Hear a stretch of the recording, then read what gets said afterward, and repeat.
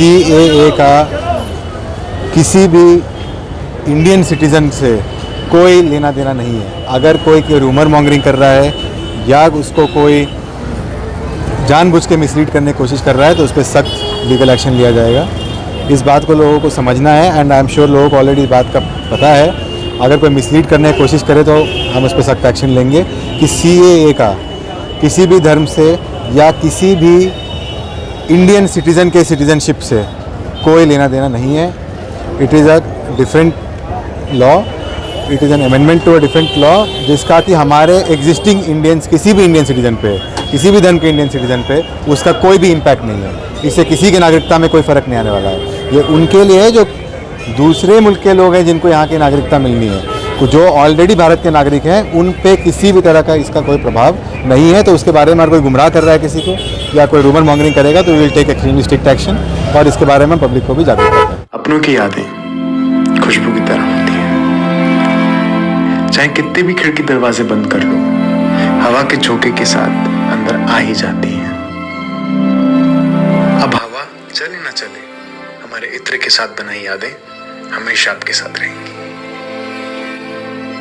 जमजम perfumes, Hazrat Nizamuddin से निकली खुशबू जो पिछले 30 साल से आपकी यादों का हिस्सा है। रमज़ान का पाक और मुक़द्दस महीना भी शुरू हो गया है और आज ही से सिटीज़नशिप अमेंडमेंट एक्ट यानी नागरिकता संशोधन कानून जो है वो भी लागू कर दिया गया है, नोटिफिकेशन कर दी गई है। तमाम इलाकों में अगर हम देखें तो जितने भी मुस्लिम बहुल इलाके हैं, ख़ासतौर से ओखला, शाहीन बाग वगैरह, जामिया या फिर जामा मस्जिद का इलाका, हर तरफ जो है वो सेंसिटाइज किया जा रहा है।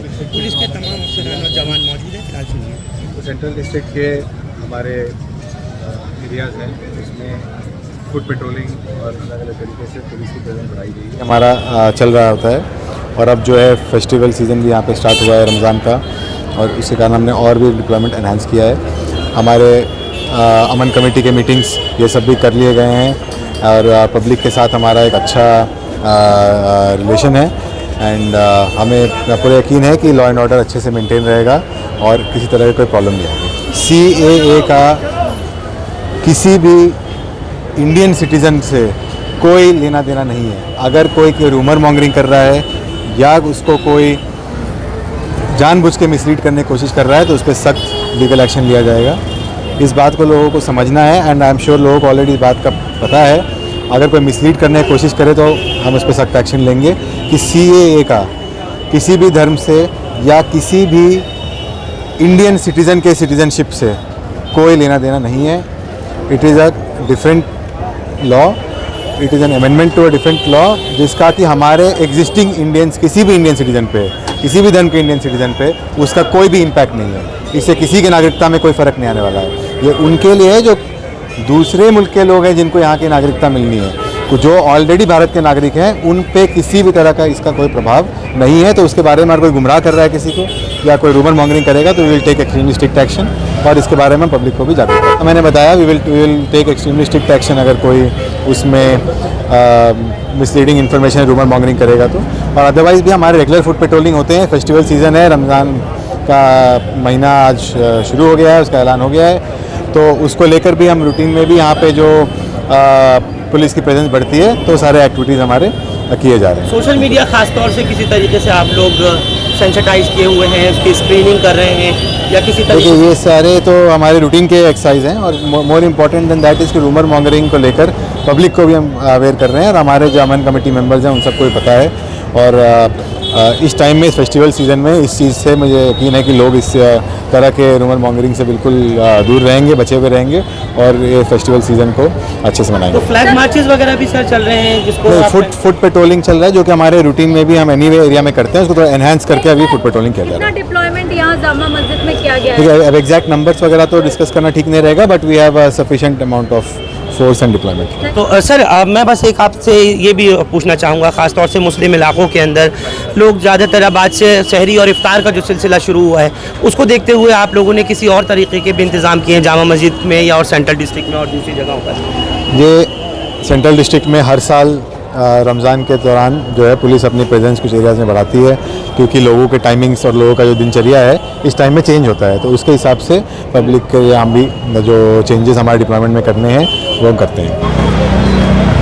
मौके पर इस वक्त आप लोग देख सकते हैं जो डीसीपी सेंट्रल डिस्ट्रिक्ट हैं एम हर्षवर्धन, वो फ़िलहाल यहाँ इलाके में जामा मस्जिद के इसी बटिया महल पर पेट्रोलिंग करते हुए आप लोगों को दिखाई दे रहे हैं। डीसीपी सब डिवीज़न दरियागंज इनके साथ में आपको इस वक्त दिखाई दे रहे हैं, जहाँ एक तरफ मस्जिदों में इस वक्त तरावी शुरू हो गई है और चाँद दिखने के बाद से जो रमज़ान का के पहली तरावी अगर मैं कहूँ तो उसकी प्रक्रिया और सिलसिला जो शुरू हुआ, उसी को देखते हुए अब तमाम इलाके के अंदर, चाहे वो जामा मस्जिद का एरिया हो या फिर दिल्ली के जितने भी ज़िले हैं, जितने भी इलाके हैं, उनमें खुसूसन जो मुस्लिम डोमिनेटेड इलाके हैं, ख़ास तौर से जो शाहीन बाग की या जामिया की ओखला की अगर मैं बात करूं तो वहाँ भी नॉर्थ ईस्ट दिल्ली में सिलमपुर, जाफराबाद और ये जितने भी एरिया हैं उस तरफ जहाँ जहाँ भी पहले प्रदर्शन वगैरह किए गए थे CAA NRC को लेकर के, वहाँ सब तरफ इसी तरीके से सीनियर अधिकारियों को, सीनियर अफसरों को ये हिदायत दी गई है कि वो पेट्रोलिंग अपने स्टाफ के साथ में इसी तरीके से इलाकों में करें, किसी किस्म की कोई र्यूमर नहीं फैलाए। मैं आपको ये भी आपकी जानकारी के लिए बता दूं, कहीं भी लोगों को, ख़ास तौर से अभी जैसे आप सुन रहे थे एम हर्षवर्धन जो DCP सेंट्रल है, इन्होंने कहा कि इसका भारत के नागरिकों से कोई लेना देना है ही नहीं, यानी CAA को समझना बहुत ज़रूरी है। जो लोग गुमराह कर रहे हैं, जो लोग मिसलीड कर रहे हैं, उन लोगों के ख़िलाफ़ एक्शन लिया जाएगा, क्योंकि जिस तरीके की मैंने आपको एक बात ये अभी स्पष्ट रूप से बताई है कि नागरिकता संशोधन कानून जो है, सिटीज़नशिप अमेंडमेंट एक्ट जो है, उसके तहत भारतीय लोगों को, भारत में रहने वालों को इस कानून से, CAA से कोई मुतासिर कोई नहीं हो रहा और ना ही इससे किसी किस्म की घबराने की या डरने की कोई ज़रूरत है।